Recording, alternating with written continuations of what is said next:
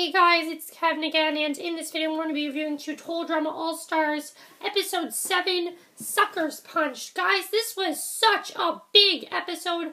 Game-changing things happened in this episode. I really loved it, and I thought it was a great episode. As usual, I mean, this season by far has been the best, and this episode was just no exception. It was really great. So the one thing I really loved was definitely the Mike-Mal storyline. The whole thing with, we see Mike and then we see the evil Mike-Mal. It was really cool to see that, and I definitely want to talk about that. But let's first talk about the main plot of the episode. The main plot, of course, the challenge was that they basically had to face their biggest fears and what they were afraid of, and they had to battle them out. So, first we go to Alejandro, and his biggest fear was his brother Jose. And his brother Jose is more good looking than him, he's taller than him, he's everything Alejandro has plus 2, basically. So, like, the perfect person, the best person ever for some of these people. And we see that, while he's in the, he's actually legitimately scared of Jose because they're always fighting about things, and he really doesn't, it's not that he's afraid of him, he just does not initially like him, and he fights him.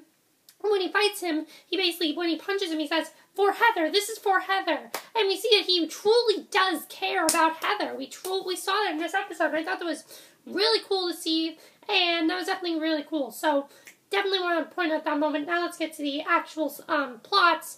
First, I want to talk about the whole thing with Duncan. We have 2 Duncan plots here. First of all, we have the whole thing with Duncan still not wanting to be a hero. He wants to be recognized as a villain. He's doing anything he can. But anytime he sees a small animal, he just can't help but cry. And people think he's an adorable person still. And we kind of see that he is doing whatever he can to not be a hero. But he's also trying to figure out what's going on with Mike. And he goes to Zoe, basically, and he tells Zoe about the whole evil Mike thing, who we're just going to call him Mal now, since that's his name. So, Mal. And he basically tells Zoe how when he was in juvie, which basically he was in juvie, if you guys remember, he was in juvie in Season 3, Total Drama World Tour. That's where he went. He went to juvie. And when he went to juvie, he was there with Mal, and Mal actually acted like he wanted to be there. We see that Mal is actually on Boney Island, and Mike is trapped inside of Mal's head, basically. So or Mal is trapped inside of Mike's head, but Mal is basically hanging over Mike for whatever reason. And he sees Chef, and he basically is like, "Hello there, Chef," and he punches him, and that's awesome because it's so creepy the way he did that. I love that scene. I thought that was great. That was like a creepypasta. It was so good. I'm a big fan of creepypasta, guys. It's great to read those. You guys should read those, definitely. Although you probably will get creeped out, but now it's Halloween time. It's a good time to read those, so read those. Also, we see that basically once it's time for Cameron to fight with something, Mal does it, and Mal is fighting with Zoe, and, not Zoe, I mean Izzy. Mal is fighting with Izzy, and literally with Izzy, he punches Izzy right through the ring, and Duncan tells Zoe, "This is what I was talking about." And after this happens, Duncan brings up a very interesting theory that I definitely want to talk about. Probably the biggest thing of this episode was what Duncan brought up here, where basically he said to Zoe, they're around the campfire, we'll get to why, the villains have just won, the heroes have just lost. This was this point, and Duncan says to Zoe, "What if Mike is a split personality, and Mal is the real deal?" Now, Zoe is completely baffled by this whole thing. She still can't understand what's going on. She just can't imagine Mike doing that sort of thing.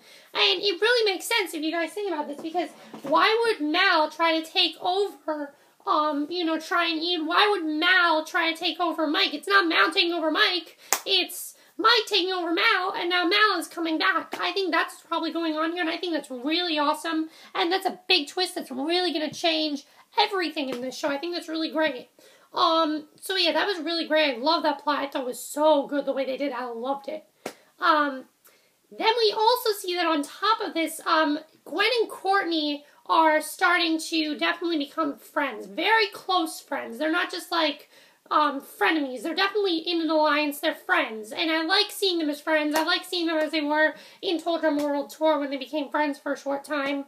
And, eventually they have to fight each other, though, and Courtney sees Gwen and Duncan kissing, and she punches Gwen, basically, and everything. They fight. But then they're back to being friends, so that was kind of out of character for Courtney, because, as you know, Courtney's basically been a bitch, but we do see that she's not willing to work with Scott or Alejandro, and if they think that they have any deal whatsoever, then they're wrong, because she wants to work with Gwen, specifically just Gwen, and I thought that was great. And then when it's Duncan's turn, he has to fight this small animal. He's like, I'm totally ready to fight this animal. He breaks down, and he cries in front of the animal. It was hilarious to watch that. I love that.